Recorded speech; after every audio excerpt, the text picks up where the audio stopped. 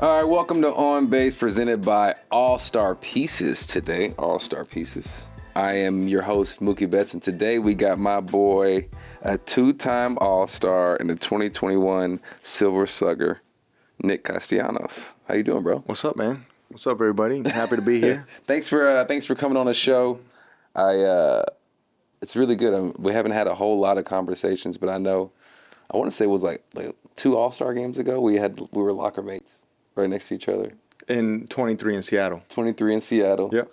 And that was our real first time really getting to kind of like talk outside of baseball. Sure, just like the brief moments on the bases. Yeah. You know what I'm saying? That's not really like a whole lot of talking, but that All-Star game, that was our first time talking. And now I really can get to talk to you, get to know you a little bit. The fans can get to know you a little better. Sure. I know you're very blunt in all of your interviews, so if the fans don't know you by now, you know. Well, I won't be as blunt because I don't consider this an interview. I just consider this a conversation. This is a conversation, so Sometimes with media, I'll have my guard up because I know that they'll ask questions because they're just trying to paint their narrative. Yeah. You know, so sure. Like, I don't know. Especially being in Philly, too. I mean, you know, Philly has got to be a tough market when it comes to writers and all this type of things. Yeah. And so they, the questions I hate are like, what happened when you didn't catch the ball? And it's like, well, I didn't catch the ball. There's no other. It just didn't happen. I missed it. I missed it. Like, that was it. No you doubt. watched what happened. Yeah, I swung and missed at that pitch. That's it. It's just, I tried to hit it, and it didn't work. Like, they'll be like, what did you see when you hit this double in the ninth inning to go ahead? Like, I saw a pitch, and I swung, and I hit it. Well, like, there was one interview I had after I got a walk-off hit against the Braves, I think, last year. And, I mean, the way that this lady asked the question was marvelous, to say the least. Well, I mean, they're just trying to do their job. So we try and answer questions respectfully, but no doubt. You know what's also a wonderful thing? You can answer a question with one word. Okay, so explain. So a lot of times, if you notice, like media will ask a question in the way so that they can go off of what you want to say, but a lot of times they answer the question for you. In the question. Yeah. So all you have to do is say like yes or no. And then I'm assuming you've tried this. Oh, I do it all the time. Do it all the time, and it works for you? I mean, it gets the point across. So they'll say, like, in the ninth inning, you got a slider down and away, and it looked like you just tried to poke it in the right field. What were you doing? Yes. Well, no, because you finished saying what were you doing? Okay. Like, just like, hey, that pitch on the outer half of the plate, were you just trying to take what you can get there and, serve something the other way? Yes. Oh, okay. So no explanation, and then you just let them ask another question if they want to. Sure. But sometimes, like, if they leave an open-ended question, well, okay, now I can have room to articulate. Okay. Nice word, by the way. Oh, thank you. Yeah. Sounds like your vocabulary is very extensive. I get that from my mom. Okay. A lot of times, like when my mom was reprimanding me as a kid, nice word. Golly. Thank you. She would be yelling at me, and I'm gonna be honest. I really wouldn't know what she was saying half the time because there was a lot of syllables in all the words she was using. Okay. And you adopted that, and now you just throw in nice words throughout the day. Do you have like a word of the day that you try and use? Well, the word of the day for me has been pretty much the same for a while, and that's just grateful. Okay. So grateful. Do you try and use that, or are you just trying to live by that? Well, I try to not use it like in a sentence, but just try to remember to be grateful. Okay. Because I think that a lot of times, like when life starts going really fast, and then as like you have like high expectations, or you try to figure out the way something should look in your mind or whatever, and it doesn't quite look like that, you can get ungrateful. Mm-hmm. But then just by practicing gratitude every day, you can kind of just, man, this is awesome. Like, I'm here in L.A. Yeah, I'm talking to Mookie Betts. I got a baseball game tonight. Appreciate where you are. For sure. Okay, all right. So I like that. We'll get some more into some of those things, but first I want to start and play this game called on base, off base. It's essentially whether you're in or out on these topics. Cool. Okay? The first one is you still use a flip phone. Are you in or out on that? Out. Okay, so but it says in 2021 you try to simplify your life a little bit. I didn't try. I did. It You was did amazing. okay. It was amazing. 2021 was. You had a flip phone then? I got rid of it in spring training, and then I picked it back up when my second son was born, Otto, only because then like Jess wasn't coming on the road with me anymore.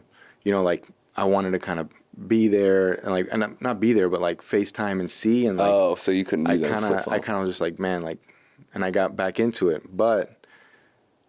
Do I miss the days of how simple I feel like 2021 was? And ironically, it was the best year of baseball I had in my life. And I just feel like everything was, there wasn't a lot of noise, which was nice. So all because of a flip phone? I mean, like, what else did you simplify?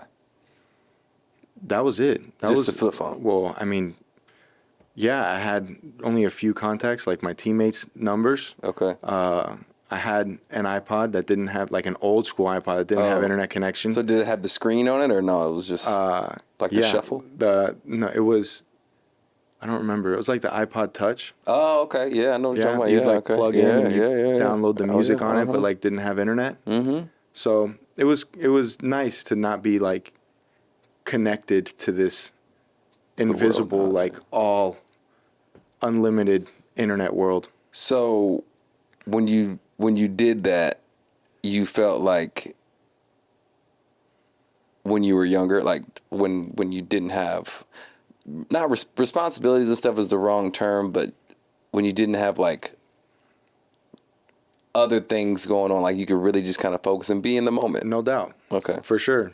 You know, like now that I have it back on my hip, it's good for information, but I mean, it's just really easy to go down rabbit holes when you have a device that's way smarter than you'll ever be. You know, so like your curiosity can get numbed if you have something that can always feed it. Right. Yeah. And that makes sense. And so that's when the flip phone. So why don't you go back? Oh, because you can't FaceTime. There's kids. a big part of me that wants to. You know, flip phones don't. I mean, dude, I don't even know if they make flip phones anymore. I got an old school one, and my biggest selling point was it was like $14.99 a month, unlimited texts and calls anywhere in the world. That's sign me up. You just can't FaceTime. Well, you can't FaceTime. You don't have like text message. Like I was T9 texting, like where you like, or like little bing, bing, bing, bing, bing, bing. You know, like you used to do back in the day. Yeah. So like if there was a lot of times I would get messages and I would read it and I'd be like, that's not important enough for me to sit there for 5 minutes and answer back. That makes sense. You know, but also too, like no group chats. I couldn't do none of that. No, like YouTube, no Twitter, no Instagram. But there's also something kind of like you said, refreshing in that to where like now after games, let's say you do good or do bad, either way, your feed is literally like up, you know what I'm saying? For sure. And it's something to not even seeing none of that. Of course, because technically it's gone and it shouldn't affect how you're going about it right now. Exactly. Not saying that like I was perfect in 21, but I was really good at staying in the moment. And that being away from the world helped because the world was only what was in front of my face. Yeah. And they're going to be fair weather, whether you do good or do bad. Okay, so the next thing. When you retire, you'll catch a game in the bleachers. You'll sit in the bleachers and watch a game. Would I? Yeah. I'm in. All the way in. Yeah, that gold card, I'm going to use that. Use the gold card. You see Rizzo right there? He missed it. Yeah, I know. He missed it. So I was actually talking with Jason Hayward. Okay. Shout out Jay Hay. Yeah. And he said that he had this planned in his mind, that he wanted to do this for years. So, I mean, while he was playing, he envisioned doing something like this, sitting out there. And, like, the fact that Anthony was able to do it, I mean, just good for him, man. Like, stuff like what that, a career. Stuff like that, people don't understand. Like, we don't get opportunities like that to just go sit in the bleachers and enjoy a game and really, because we're always on the other side, right? We're always the ones that are getting heckled. Yeah, I mean, right. Now.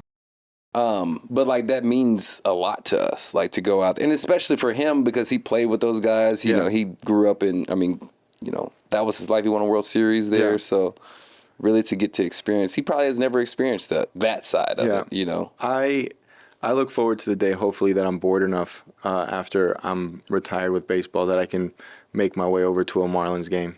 Oh, And nice. Okay. So I grew up going and watching a lot of Marlins games growing up. So it's going to come full circle Yeah, for you. my dad was good friends with the pitcher they had back in the day, Alex Fernandez. So, like, I was in the stands for both of their World Series runs. I got to go to World Series games as kids and as a kid. So, yeah, I'm definitely in on going. And Are you going to try and go to all 30 stadiums to watch?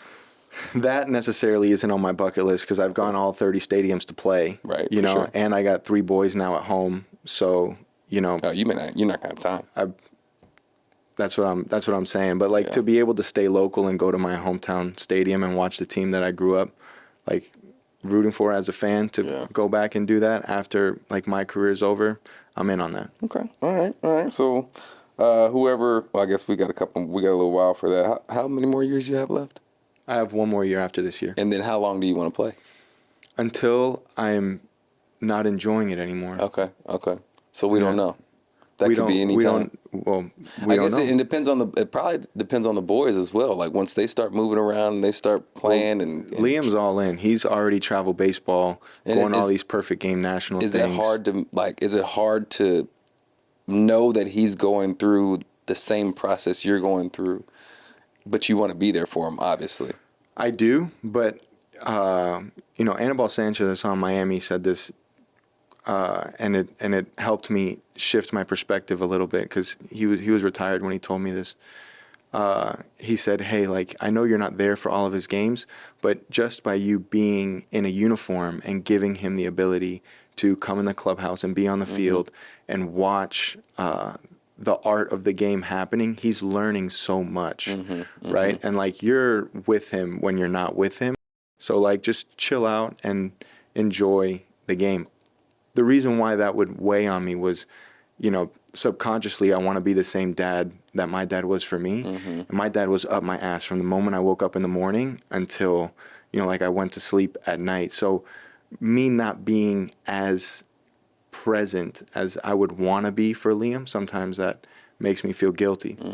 But you also have a different opportunity than your pops as well. Correct. So you know, like my dad was a doctor teaching me how to hit, you know? Like I've made my living off of playing baseball, and as long as Liam wants to, I'll be able to give back my wisdom to him. Yeah, for sure. So like you said, like Annabelle said, you're always there with him. Okay. So what about this? The ball, meaning foul ball, homer, whatever, should always be given to a kid. Yeah. All in on that. Well, whenever I am, can't believe this, but whenever I'm like playing catch or I always aim for a kid. Okay. You know, but you always have that ambitious adult sometimes that will come and grab it, you know? Yeah. This, you know, this woman was obviously mad about a lot of other things in her life, right? So then this one instance happened. So now like everything that she has been mad about for years all came out in this one moment where she feel like this man stole her opportunity for happiness. Like you said, it's a ball. I mean, like there's so many. But I see that. I don't just see a ball. I see a very frustrated lady for years that felt like she's probably been getting the shit end of the stick. And now this thing happened. Again. And she's like, I'm not finishing second here. I need this for me. You know? And like completely was oblivious to the fact that this man was getting it for his son. Yep. And maybe she was giving it, I'm just looking, maybe she was giving it to her grandson or her son. Or I don't know. We don't know. But I would agree. Like she probably had a couple demons in there, but you know, it is what it is. But yes, I do agree. The ball should always go to a kid, you know, but there are collectors out there. There are people that when they go to the game, they want a ball as well. So it's kind of a thinking from a fan's perspective, it's kind of a tough situation to be because I want to get a foul ball. Shoot, I want to take my foul ball home. And if Nick Castellanos hits a foul ball, I want to take it home. But you know, there's a kid over there. They probably are going to remember it a lot more, and it's going to mean more to them than me. So, I agree with you. Yeah, the ball always goes to the kid, and that hopefully that woman is doing better today. Well, I mean, the internet has let her have it, so We'll see. What did y'all say? So you guys all saw that, right? We saw it after the game, and then after Bader's locker was next to mine in Miami, so I was there when our media relations came up, explained the situation, and then said like, "Hey, do you mind doing this?" And right now, Okay, he's awesome. So he was like, "Of course," and went over and took care of the kid and his family, and then some. So it kind of got through the locker room of kind of what happened, like after the game. After. Yeah. Okay. Yeah, because during the game you're not going to see during that the going game. on. I didn't know what was up. Yeah. And shout out to whoever watched that situation of what happened, and you guys did something about it. So that definitely. Well, I think that was also Miami, like the Miami camera crew. They were all over it. Oh, okay, yeah. So I mean, it ended up, and the dad there not doing a whole bunch of arguing and all of this type of stuff. Just being the bigger person. Yeah, he's being the bigger man, and look what ended up happening. He gave his son a even better opportunity. Sure. So shout out to the dad there, being a good dad and showing the son, like, even through adversity, you can always still be the bigger man. So role model. There you go. Exactly. Okay, so last one. Uncrustables are the best in-game snack. Hey, nothing will settle in over 3 going into your fourth AB like a grape jelly Uncrustable. I'll tell you that. What's funny is that usually, like, rare. So I don't eat that often, but like during the games. Yeah. But Bohm just got buzzed up and in, and when he's right, Alec is very good at not committing the pitches. So he sees that any spin inside the zone, he hammers it. Yep. But, the plan is to get him off that. They go in, so like, hands and wrists are so fragile, so he's just been buzzed 1 or 2. So like he got up and into the point where like he fell down. So I was in my little hiding spot feeding, and then he came and I just was like, hey, like we got that pitch too, like you got to say whatever you got to say. Yeah. And of course, now the whole world knows that I enjoy Uncrustables from time to time. So, do you have those at home? I believe so. I don't eat them at home, though. Oh, you only eat them at... I only eat, like, in the dugout, like, randomly, So, do you eat seeds? Are you a seeds guy? Gum and seeds. So, like, if I'm chewing a piece of gum and I like the way the flow of the game is going, I'll keep that piece of gum in until, like, I didn't like the way that was. So, like, get it out, and then I'll eat some seeds, and then I'll put, like, some gum back in. Okay. So, it just depends on how you're feeling and how the game's going. But I usually like to have something in my mouth so I don't start biting my nails and fingers and stuff. Okay. See, I used to do gum, and I heard that it's not good for your teeth, so I stopped doing gum. Then I went to seeds. And that's better for your teeth? I don't know. I never asked. I don't think it's better. I don't know. I have no idea. Your teeth look great, by the way. Thank you. So it's obviously Invisalign. Working. I'm on TV now, so I got my teeth. My teeth were jacked. My teeth were like this, so I had to get them all. I had to get them fixed. But you ever hear that song J. Cole, Crooked Smile? Yeah, but I'd rather have a straight one. If I can get a straight smile, if I have the ability to get a straight smile. Does wifey care if it's straight or crooked? She doesn't. There you go. Yeah, she doesn't, and but it was hard for me to look in the mirror and see like crooked teeth.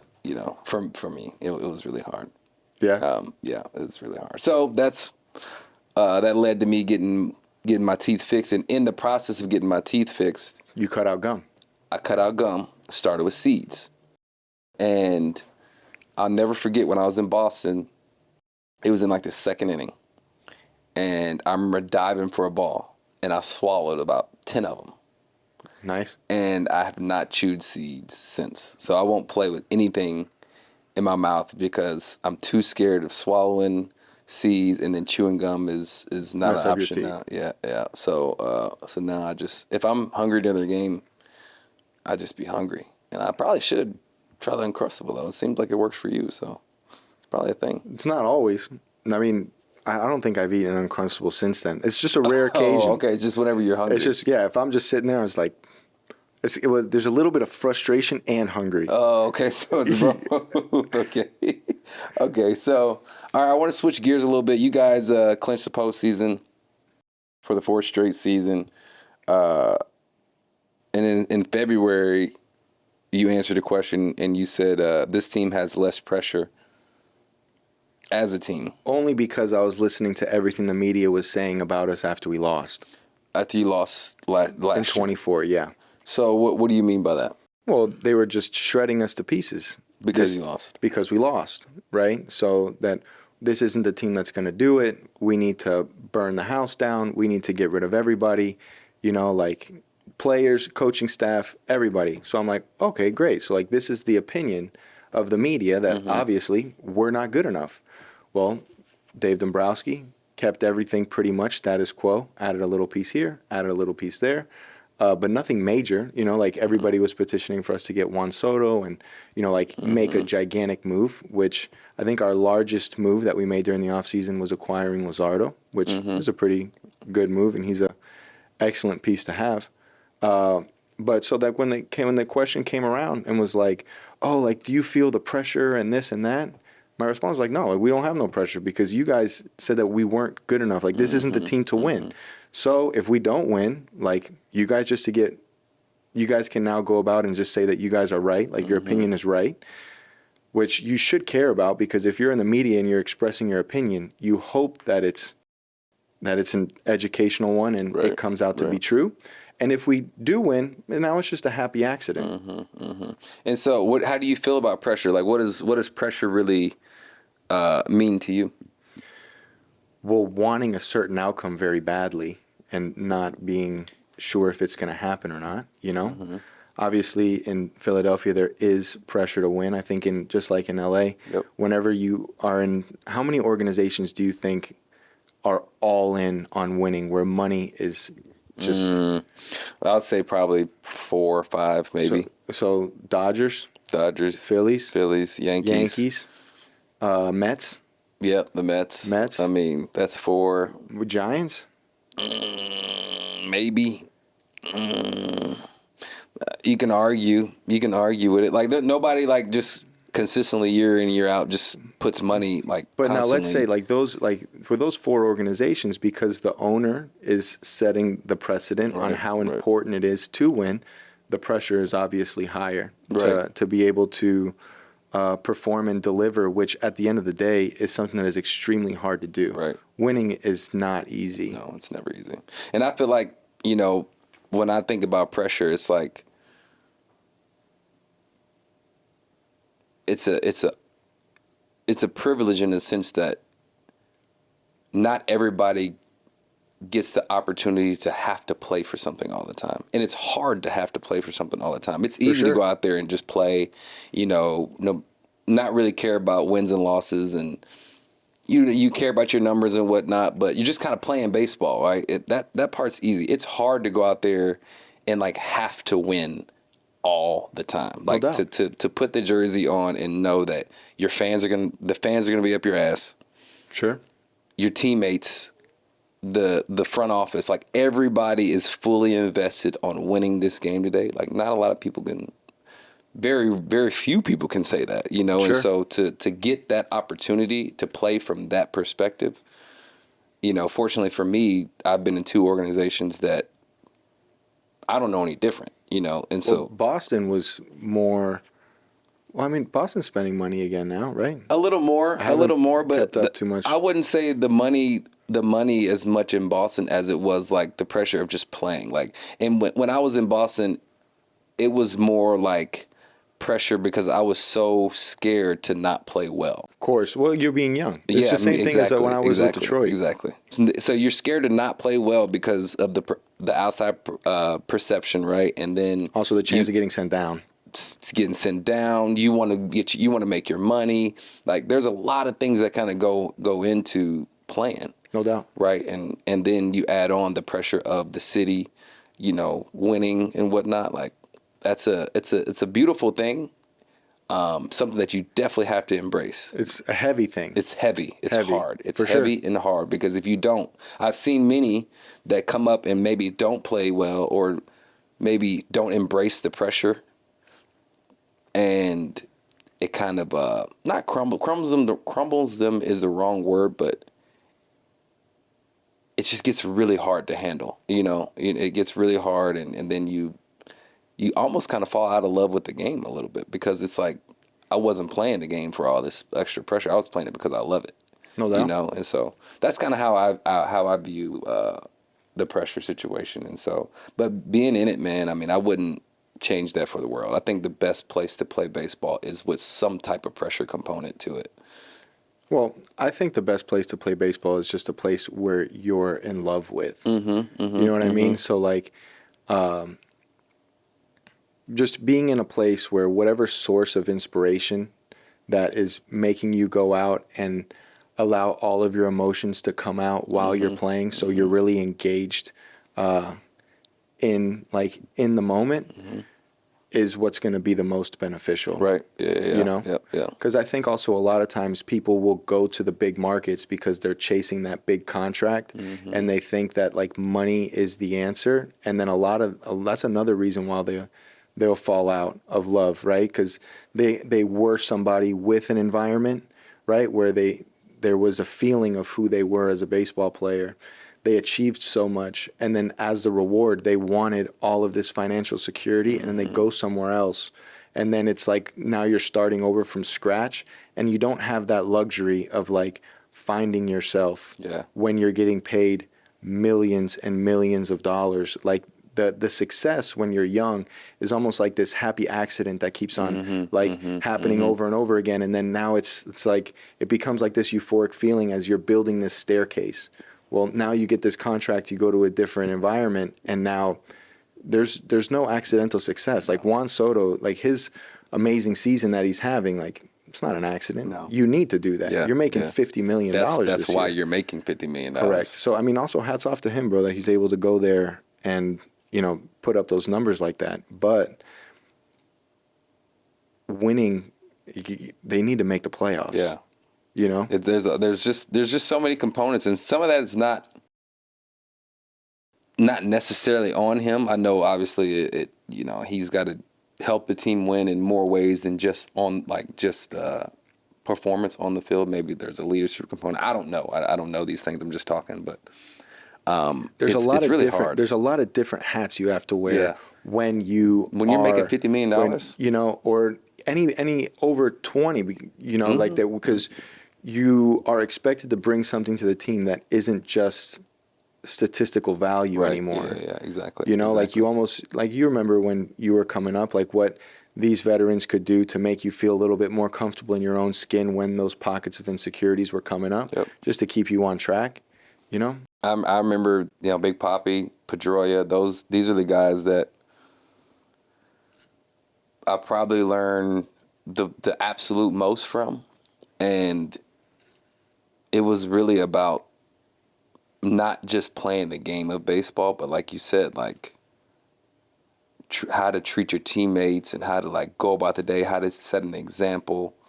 I mean, it's hard to explain, but it wasn't just getting hits. It was about so much more than getting hits, and being a guy like Big Papi and those guys that are making the $30 million, like that's everybody else is looking to them, no matter what, no matter what. Whether you have a 0 for 4 or a 4 for 4 day, are you the same guy? Exactly. Are you tripping? Exactly. Yep.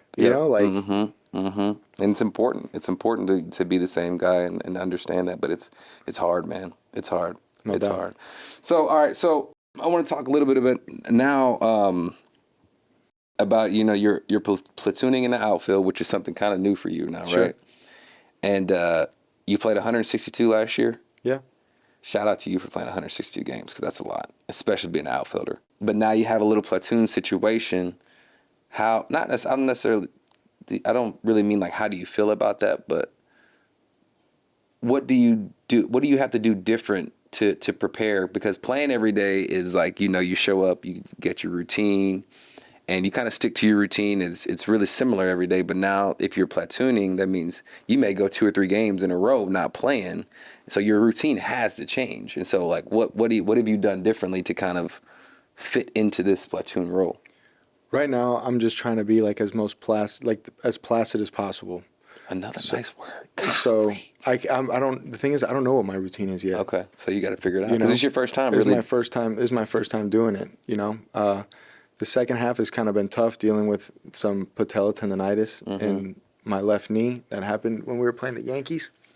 So I mean, sometime like as humbling as this is to say, because I get FOMO when I don't play. Like sitting down on the bench and like watching is hard because I've never done that before. But just pick up the guys, right? Okay, Making sure, because also I can hit myself silly. Okay. I don't want to do that like either. Just hitting all day. Because I don't want to overcomplicate it really. So it's tough, right? Like I really don't, I can't give you a good answer on that because I'm still trying to figure it out. 2 days ago was the first time I came off the bench since I replaced you in the 23 All-Star game. Oh, wow. Okay. You know, so like came in the sixth inning and against a lefty tie game to now I got to get this guy in. So, I didn't come from really the cage or anything either. It was just like, hey, like, are you good right now? Yeah, I'm. So this is like it's a learned behavior coming off the bench. It's not something that people have. There's an art to it. There's really an art to coming off the bench. For sure. Only because like when starting, like you're starting today, you knew that you were starting when you woke up this morning. Right. You know what your day is going to be like. I don't. I can get there and I can sit on the bench and I can be there for all 9 innings. I can get there. Something happened in the bottom of the first inning and now I'm playing 8 innings. I don't know. And there's something to that, like you said. I mean, baseball players as a whole have this on and off switch, right? No doubt. And if you're not playing every day or you don't know when you're going to play, you can't go about your day with the switch on because like that's a different. But you can't go about your day with it off either because if you go with it on, you like drive yourself crazy. But if you go with it off, then you're not like locked in. I feel like, and so I feel like there's a balance that you have to you know what I'm saying. So it's funny. I feel like where I'm at now is like it's off. But I feel like I just got to remember who I am and I can turn it on. Okay. Yeah. Which is hard. That's really hard to do, especially in an instant. Like to just say, all right, it's on, and then get in the game, and then the situation in the game, X, Y, and Z. It's like you don't have time to ease your way into it because I'm assuming, when you come in to face a lefty, there's probably some type of run scoring situation, unless it's just leading off an inning, whatever. You can kind of ease your way into that, but. It's second and third, 2 outs, and they bring in a lefty to face whoever, and Kepler, and you come in to hit. Like, how do you turn it on that fast? Because I don't know that I'd be able to do that. I don't know. At the same time, like, I don't really have a choice, right? Yeah, you don't have a choice. Baseball's a team sport. I got paid this money to help the Phillies win a World Series, so this is what's being asked of me. I have to put everything that I know to the side and do the best I can to answer to do what's asked of me to do in the moment. Yeah, and because I'm thinking, man, like when I have off days, right? Very few. I'm not on. Like I'm off all day. Completely off. And then I gotta pinch hit in the 8th. It's just whatever. I don't know how to turn it on. Like I don't know how to like mentally lock in that situation. And I've tried. I've done everything, I prepare, I do my routine, I hit in the cage, I do my BP routine, I do everything the same. But it's just something about that switch that when I'm playing every day, I can keep on. But when I'm not, it's off. Yeah, I'm a lot like that too. I'm either all the way on or all the way off. Yeah. So learning how to have that like flicker is new, but what I think is that if Liam ever goes through something like this, at least I can speak from a place of having gone through it. Some experience. You have some experience. Speaking of Liam, I do want to talk a little bit about your boys. You said you got 3 boys. 3. How old are they? Liam is 12. Yep. Otto is 3. Kobe is 4 months. Okay, so is it Kobe after Kobe? Or you just after Kobe Bryant, but Kobi instead of Kobe. Okay. And so Liam, he's in the scene. He's playing ball. What do you tell him before he goes to these tournaments and whatnot? Like, because there's probably some extra pressure on him just from his outside peers, Just from being my son. from being your son. Sure. And so how do you help him with that? Well, first and foremost is I need to make sure that he's playing because he wants to and not because he feels like he has to, right? Because I know the road that's ahead of him. Right. But it's not easy, and it's not necessarily enjoyable either. You know, there's a lot of rewards that can come from it, but having to give up all your summers from high school to go to these showcases to, you know, hopefully you can get drafted or end up going to a college, but you get to just professional ball. You go to the minor leagues, 12-hour bus rides, all these games. The amenities aren't great. You know, now everybody throws 100. You know, so like it's a tough life. So it's just making sure that he wants to do it. Okay, now that you want to do it, now if the only thing that I'm going to demand is your effort, your enthusiasm, because I know when Liam is enthused, and I know when he's, I don't want to say dead inside, but I know when you're not there. What was this? There. I mean, you're his son. I mean, I'm sorry. He's your son, so you know everything about him. Yeah. There's a lot of me and him. Okay. You know, like and even too, the way like his mind works and everything. And that was his first one. He's hit a bunch now. Well, I mean, he's your son. Yeah, so, he's doing a bunch. Well. Like for the tournaments, I tell him, so I want him to learn how to play aggressive. So I'm like, hey, like lead the tournament in extra base hits, lead the tournament in stolen bases, make a diving play. You know, so like that way, those are extremely athletic things that you have to be engaged to do, right? So like, be ready, hit the shit out of the ball. If you're on first or you're on second, like make something happen. And then if you're in the outfield, do something crazy because he plays center field. So, and then let's say after, you know, because you're playing 2 and 3 games a day, especially at his age. Yeah. Well, on Sundays. On Sundays. On Sundays especially. Yeah. Does he call you like on Saturday after he played or whatever? Does he call you and let you know how the game went, or are you watching it on? Do you watch it as much as possible? Like if I'm not playing, yeah. Like this past tournament, 2 tournaments ago, like Jess and I were like walking the kids and walking the dogs in the morning, and we're like watching the stuff on Game Changer. Okay. He went off that tournament. He ended up going, I think 7 for 7 with some walks, 1 MVP. Wow. So how does that make you feel as a dad? Like, you know what I'm saying? Are you proud? Or are you just like, oh, I mean, whatever? Or how does that make you feel? Both, obviously very proud, you know, but not proud as in like, ha, ha, ha, ha, you know, like laugh, happy. More, you know, the more the talent presents itself, the more responsibility can be there to make sure that if you want to exercise and get the most out of it, you know, like it's almost like starting to lay the pieces on, okay, like if this can happen, how are we going to make it happen? And that's hard. That's it. You got to see it. You got to see it. And like being that you are his dad and you see professional side. Well, just as far as I don't know if he's going to be a Major League Baseball player, he can do whatever. Like I don't know, but you know what I mean? Like I see the it. Yeah. Okay. You know? Yeah. Is he going to be tough enough? Is he going to be able to get hit with a 100-mile-an-hour fastball and dig back in the box? Is he going to be able to have to deal with some coaches that don't see the it and are trying to, you know, push him down? Does he have those things to get over those obstacles that can come in the way? I don't know yet. You know, I can only be the best sounding board for if that happens. It's going to end up being his choice on what he wants to sacrifice to be able to make this happen. Right.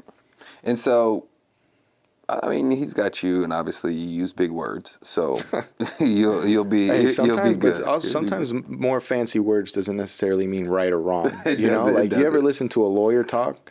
They can make sound, you know, finessing you to do something you don't want to do sound real enticing. Yeah. But you know what it is. You know what he needs, so he'll be fine as long as he just like you said, if he loves it. You know, he didn't. As long as he's not doing it for you, you know, that's what makes it.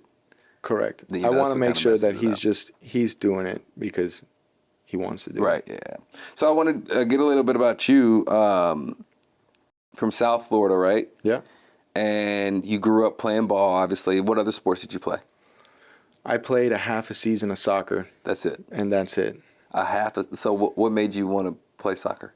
Oh, I was 5 years old, 6 years old. All my other friends on Okay. like my baseball team, and like the parents are all friends too. We're like, we're gonna play soccer this year.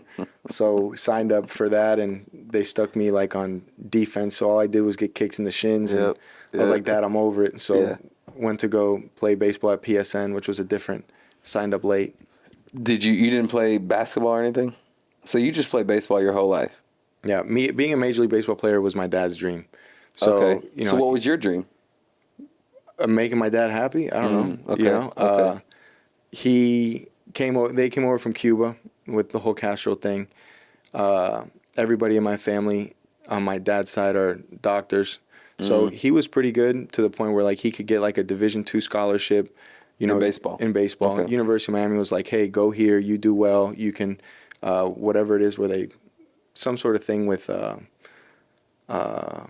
what is it called?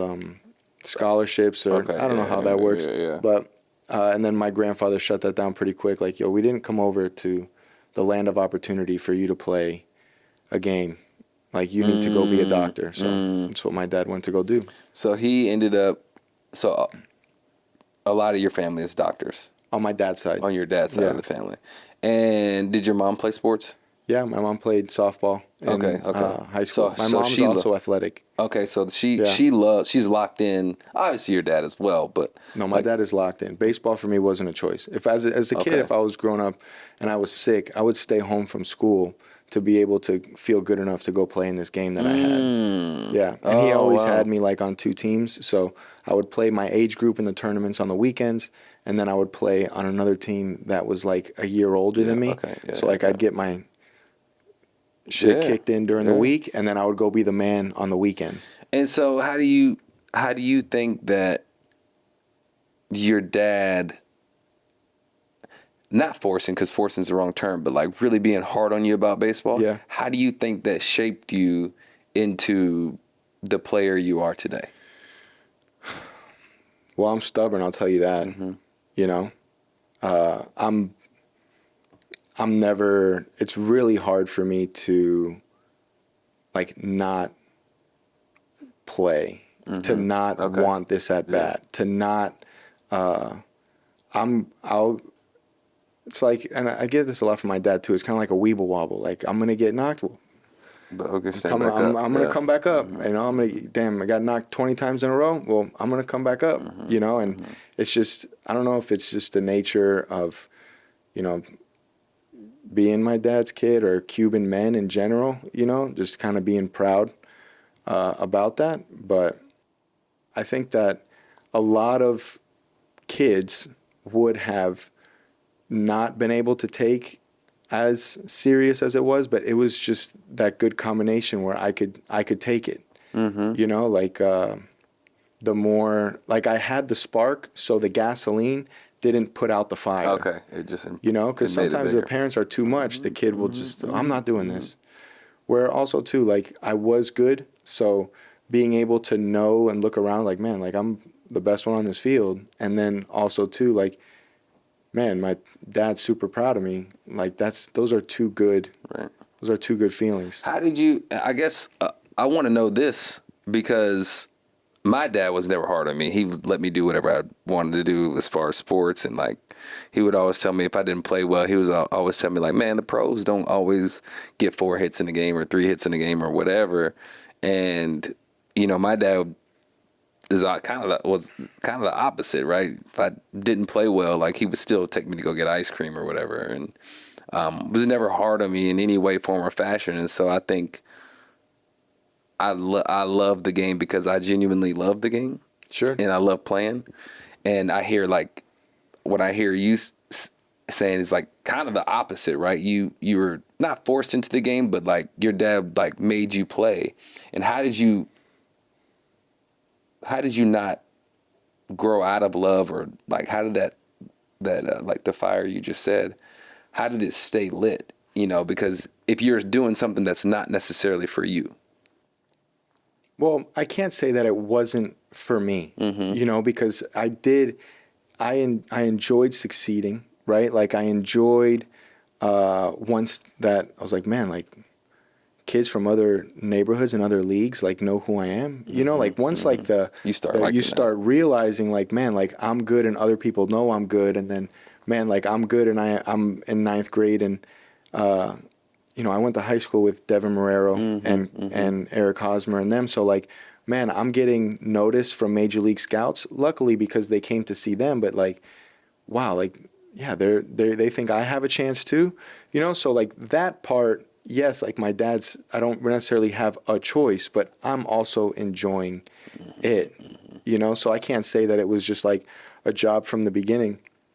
But I think more than anything, like I also love that euphoric feeling of performing. Okay, yeah. You know, like there's nothing better when you come up in a big spot and you succeed or you make a play or you get a hit, and then everybody is cheering for you. It's like a high. Yeah, I mean, for me, sometimes it's almost about that. What drives me in those situations is like the insecurity of failing. Like, what are the perception, and not necessarily that I care about it, but I don't want to give other people the opportunity to say something negative. That's going to happen regardless. It is. You But know? it's kind of what drives me. Sure. It drives me in those situations. Like, okay, I don't want to give none of y'all. I don't want to give any of you the ammunition to write in an article that I didn't. But here's the thing. Here's the thing, my dude, and Jason has helped me a lot with this. The only opinions that I honestly care about are the ones that have carried the stick, ones that have put on the gloves and put on the cleats. You know, like I'm just saying what drives me. Like, I obviously they're gonna write it. They're gonna do this, that, and the other. And you're right. Like, they haven't played, so there's no way that you can really say what we should or shouldn't do. Where the guys that have played understand, like you're gonna fail some, and that doesn't mean that I haven't had people that have played jump my shit, but a lot of times it's not for failing. It's because they can see behind the curtain of the things that can be tweaked or can be adjusted, or whatever it is. However, whatever's going through, right? And like those are the opinions to me, right, that I care most about, and also just to be able to have the respect of the players, right, that have been able to suit up, that can be like, damn, like this kid's done it the right way. Yep. And then I know when you got drafted by the Tigers. Yep. And then you start off playing short. Well, I was an amateur shortstop. Shortstop. Okay. Yeah, that's my favorite position. I think I told you that on the basis. The fact that you're playing shortstop now. I know. You know, and like you just did that as a kid. Because I think I was like, man, that'd be like if a team asked me to do that, like I'd be in heaven, only because like playing shortstop I loved as much as hitting. Okay. And then baseball was just one. The flow never stopped. You know. Also too, my ADD kicked as soon as they took out a shortstop. Like my ADD really started coming back, because then it's like, oh, like hey. They lied to me and said, hey, you can play short? Third base is going to be easy. That's a lie. That is a lie. Because third base, I felt like I was a hockey goalie that was just over there just waiting for this missile to be hit at me. For sure. You know, so I was an amateur shortstop, and then I played third base in the minor leagues through A-ball with Detroit. My bat started progressing really fast, so they moved me to right field for the last like 30 games of Double-A. Then in the Arizona Fall League, they moved me to left field. Right? In AAA, I played left field in 2013. I made my debut as a left fielder. And then we traded Prince Fielder to the Texas Rangers for Ian Kinsler. And then I got a call the day before Thanksgiving from Dabrowski and said, hey, you're going to go back to third base in the big leagues. That's where I remember you. So then, you know, like, I did the best I could, but honestly, like, I was anxious over there. Like, the game was so fast, and really I only had A-ball experience at that position. So now when Omar Vizquel is giving me the infield in sign because there's a guy on third, less than 2 outs, and Giancarlo Stanton's hitting, I really want to give him the middle finger and say, bro, you come play out here. Yes. No shot. You know, like Mike Trout's up. Hey, never know. Never know. Hey, listen, man, I know he's not going to bunt. I'm going to play back. That's funny. Okay, yeah. So, okay, and so then you end up in the outfield and whatnot. So that, I mean, that makes sense because the infield, man, like, you know, last year I came in and like the game is so fast and it's hard, man. It's hard. It takes a lot. And once you go to the outfield, like if you stay in the infield, the game clock and everything, you'll be okay. But once you go to the outfield and you learn that game clock, yeah, it's hard. Like and especially people that go back and forth. Like I don't even know how you do that. You know, like going back and forth. Yeah, and to be good at both. What, Kike Hernandez? Yeah, like Kike. Amazing. Like hey, and amazing. Man, and it's just seamless. He could play back and forth in between innings. Hey, wait, his on switch is a different on switch. His on switch is a different on switch. His never really turns off. Oh, I don't know him. I don't know him. Knowing him and seeing him, I didn't even realize I've been playing with Kike for like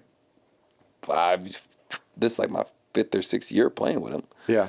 And his just never is off. And I think that's the beauty of why, especially in the postseason, why he's so good, because he never turns off. And he'll be on for 9 innings sitting on the bench. And I think it is fascinating for someone to do that. And he has really learned and embraced that role of coming off the bench or, you know, playing every third or fourth day or whatever. I also think to be able to be really good at that, you have to be able to get lost in and loving the concept of team. No, yeah, you have to. Yeah, you know, because it's not about you at all. But some of the best performers get lost in the art of their own performance. Mm-hmm, and then in turn, because they're so talented, they help and can carry a team. Exactly. Right? So to go and to learn how to do both, then you can kind of sit back and look at the team from a completely different lens, you know? So, you know, I can, from being on the outside, I've never been around Kike, but I can tell that he's an asset to winning a baseball game, whether he's playing or not. Right. Yeah,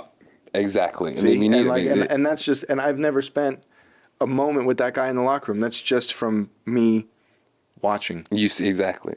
And you said lost in the art of their own performance. I want to segue into the artist, which is you. Sure.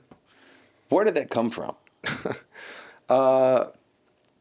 Well, I started making some creations as a kid growing up. What's my man's name with the fro? Bob Ross. Bob Ross, yeah. So you and Bob, y'all cousins or something? Hey, I wish. Have you ever watched one of his shows from beginning to end? Not from beginning to end, but I've watched. I challenge you to do that. Watch it from beginning to end. I challenge you to do that. I promise you on the inside you will feel different from when you started to when it's over. I promise you. So why don't you do it since you're an artist? You talking about watch Bob Ross? No, not watch be Bob Ross. You mean like make a show and paint and do all that? You're an artist. That's not the. I don't. Well, first off, I'd like to say we're all artists. Yeah. Okay, right. That's fair. Right. You're just in doing what you're doing. Look at all the things that you're creating. You're creating a baseball career. You're creating a family. You're creating a podcast. Mm-hmm. You're creating an idea that is Mookie Betts. Look at all the artists that we have right now that are making this creation come to life. So, first off, let's understand the context of how I use the word artist, and how that ended up starting was in 2018. This is where I got to give credit to my wife. We had an off day, and you know, like the game was getting a little bit fast. Whatever, she's like, "Hey, you're not talking to anybody. You're painting all day." Great. So I got lost. 14 hours went by like painting. That, just creating, and like after at the end of it, I go, all right, well, I went to go sign my name. And a lot of the things that I was making, I really couldn't give that much credit to myself because I felt like I was inspired by everything around me. Okay. So I'm like, I'm going to put this on pause real quick. So I just signed it artist, right? But that's not I'm not giving myself credit to that. It was just like a holding. It was like an LLC. Like I'm going to hold, like I'm holding this for now, you know? So then it kind of just came whenever I would get an idea and I would make something that I just wanted to convey a message. Because I feel like a lot of times my avenue of creating is like I have this thought, but I want to convey a message to somebody, and I can say this through art. So like I'll do that, and then I'll just put that stamp there, because I think it's going to be interesting to see what comes out about that when I can take this thing that is baseball that has been in my brain since I was a kid and put it down. I do. I have a quote from Picasso that I wanna hear you dissect. Sure. Learn the rules like a pro. Sure. To break them like an artist. No doubt. How do you feel about, like, what does that mean to you? Well, first off, how beautiful that is, right? So a lot of times when I hear, like, there's a lot of rules apply to structure. Right.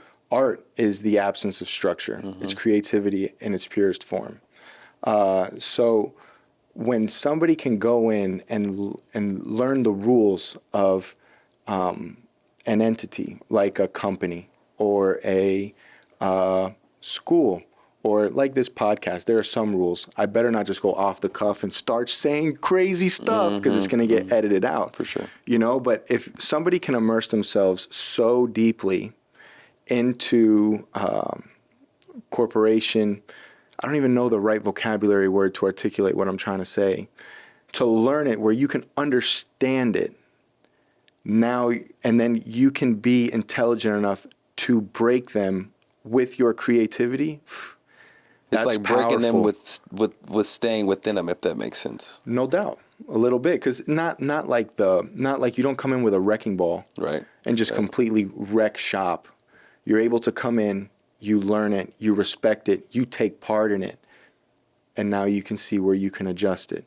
Where you can make it better, and not necessarily better, put your own twist on it, whatever it is. That makes, yeah. That's what I hear is, like, you got to learn where the guardrails are to see where you can play, and then make it your own, essentially. Purest art can't be controlled. Right. It's art. Right. You know what I mean? So there's no right or wrong with it. There's no right or wrong. It's somebody can look at one thing and see nothing but beauty and good, and somebody else can see that same thing and just have the darkest and most evil feelings attached to it. That's I guess that's part of being an artist, and embracing your creations and whatever it is, right? It doesn't necessarily have to be painting, but whatever. Like, for me, my art is, when I think about it, playing baseball, like, I'm not the biggest guy, I'm not the fastest guy, I'm not the strongest guy. Most athletic guy. But, like, that's part of my art, right? And my art is being able to be an athlete and to be able to do everything in some type of, in my own way, right? Like, I can hit 30 homers the same way you can hit 30 homers, but mine are gonna go 3 rows deep where yours go 30 rows deep. But they all count the same. They all count the same. For sure. And my way of going about it is different. And so it's really, I think it's really important, you know, talking now is like to understand what your art looks like, and then embrace it. Like, embrace your own art, because not everybody's going to look the same, and not everybody's going to see your art the way you see your art. No doubt. And the biggest way to kill artistic creativity is through comparison. You know? So, you know, you get caught up in what Major League Baseball's marketing and who's the most popular and who's this, who's that, and then you're like, well, I wanna, you know, like maybe I could do it like that, or maybe I could do it like this. You know, and you can really lose yourself. Yeah. It's like, draw your own picture, bro. As best you can. As best as you can. Getting rid of the phone helped me for that year really draw my own picture. That makes sense. Yep, that makes sense. Okay, so before I let you go, man, this is something that I haven't heard before. So I really want to hear why. And Scooby-Doo is your favorite superhero. Well, answer the question, you know. But why? What is it about Scooby-Doo? Maybe because I think everybody likes Scooby-Doo, right? I love Scooby-Doo growing up. But you said he's a superhero. Sure. So can you learn me why he's a superhero? I can definitely learn you why he's a superhero. Well, usually superhero has a superpower, Okay. right? Scooby-Doo is a dog and he can talk, Okay. That's one. right? Okay. Yes. Scooby-Doo also, well, superheroes usually use their superpower to help people. Right. Well, Scooby-Doo is a dog that can talk and solves mysteries and helps people that are in a sticky situation because somebody behind a mask is causing some sort of problem and is, you know, doing criminal stuff. And here comes this talking dog and his group of friends, and they solve the mystery. And so, do you still watch Scooby-Doo? It's on my TV now and again. I have kids. Okay, so yeah, like, for sure.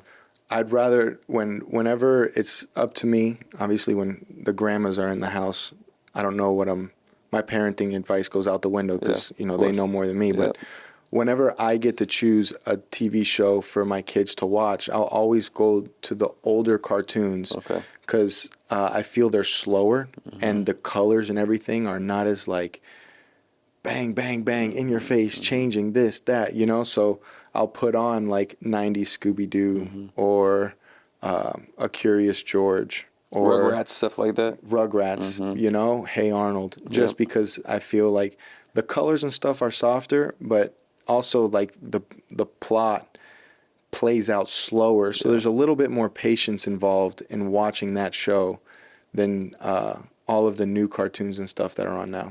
So, last question: Who would be your top 5 superheroes then? I mean, Scooby-Doo has to be in there. So Scooby-Doo's obviously in there because if I didn't now, there'd be a gigantic uproar. Yep. Call me a phony. Okay, so Scooby-Doo. So Scooby-Doo is top 5 superhero. Who else? Top 5 superheroes. Superman, Batman, Spider-Man. I like Batman a lot. Batman, Bruce okay. Wayne. Okay. I like Batman. I don't even know, like, because they all kind of do the same thing, so there's not like a one that stands out the most for me. Well, everybody can, just, the Avengers or this or that, You know what superhero I like that brings a smile to my face is the raccoon from Guardians of the Galaxy. Oh, nice. Okay. Yeah, he makes me smile. You don't have to go through 5 because, I mean, that would be, you don't want to go through the regular ones. You probably don't remember this. You remember Quail Man? Quail Man. You ever remember the cartoon Doug Funny? I'm a little bit older than you. Yeah, a little bit. Doug Funny. I just remember there wasn't a cartoon named Doug. Doug. Yeah, Doug. That's the same Doug. That's Doug Funny. Yeah. Yeah. Oh, I didn't know. Okay. Yeah. All right. Okay. And the same then Doug. Doug had his in his notebook and stuff, like where he was confident and he was able to conquer all the things that were giving him trouble in high school, or I don't even know if he was in high school or not, but was Quail Man. Okay. So you don't like, not necessarily you don't like, but you like superheroes that have some artistry to them, not just the normal stuff, not just the normal go save the city. You want some context, some personality when it goes to it. Well, I just think that those kinds of superheroes are a little bit more meaningful because they can really resonate with the common person in everyday life. Right. It's kind of hard. Like the Hulk is my favorite superhero because when I get angry, or Iron Man, where I'm gonna like Iron Man is awesome. Robert Downey Jr. Awesome. But we can't really. But it's so far, from. It's so far from what can actually happen. So relatability first, I feel like, is more powerful than just above and beyond imagination. Superman, damn, it's awesome to be able to fly out into orbit and go that and then go fast and make a tornado come down and shoot laser beams and knock down a whole building, but it's not real. It's not real. Hey, Bruce Wayne, real. Yeah. Real-ish. Real-ish. Depends which ones you want. Like the new Batman with Robert Pattinson, great Batman movie. Okay. I haven't seen it, but I need to watch that. I'll make sure. But first, I want to watch Scooby-Doo. I need to get back on my Scooby-Doo. Hey, it'll decompress you, that's for sure. Yeah, I'm gonna get back on it on my flip phone. I'm gonna see if Motorola or somebody can send me a new Razor or something, and we can go from there. Hey, you're gonna be saving a lot of money, that's for sure. Every day in California, sign me up. So, all right, man. I know we got to go to work, brother. So, thanks for coming on. It's really good. I got to finally talk to you. You hear a lot about who you are and like, but I've never really gotten to talk. And everybody says, Nick, he's awesome, X, Y, and Z, boom, boom, boom. And like I said, that time in Seattle, those couple hours or a couple days we spent, I really got to know you a little more, and I was intrigued. And so now getting to talk to you more, man, I appreciate you and your outlook on things, and like I appreciate the type of dad you are, because you really just helped me, especially with my son. I know he's only 2 now, but as he gets older, how to go about it, because it was going to hurt me to not be there for him, especially How old is he going to be when your contract's up? He'll be about 8 or 9. So I'll have a little time, right? But I just know how important those years were, because my dad was with me starting when I was 7, 6 and 7, as soon as I got on the scene. And so I know how important having your dad there, and, your biggest fan, your supporter there, especially someone like us, right? Gray area. The gray area moments are the best moments, like the car rides, or the, like just the little moments of like they just finished eating breakfast or whatever. Because as a kid, sometimes it's hard to communicate, but the more like you just kind of hang around or whatever, then you'll find those pockets, at least with my son, where all of a sudden he's telling me how he's feeling, like, he's like, it's coming out, because, like you'll see when you pop in for this, tell me about your day. What's going on? What's new with you? How's school? Good. What's new? Nothing. Yeah, exactly. My daughter does that now. Yep. I don't know what it's like having a daughter. That's got to be another world in that is another world. Will, I mean, you got 3 boys. I'm sure you'll keep trying to we'll see. But anyways, brother, like I said, man, thanks for coming on the show. And good luck with everything, brother. Hearing like I said, hearing your perspective on everything, it really made me a fan of you. Like and not just baseball, but just for you in life. Thank you. I hope I wish nothing but success for you. Before I let you go, get 15% off your order with All Star Pieces, allstarpieces.com. I'm part owner of this company, so I'm going to make sure I get Liam and the boys. I'll bring it to the stadium. Give him an All-Star piece. No doubt. If how many of those do you have? If you can give them to his baseball team, they'd freak out. I got a bunch of them at home, so I'll make sure I'll bring them to the stadium. Love that. And make sure I give them to you so you can give them out. 15% off if you and the code is on base. So on base, go allstarpieces.com and make sure you guys support your boy. I think it's a pretty neat thing. So anyways, thanks, Nick, for coming on, and we'll catch you guys next time. Thank you, bro.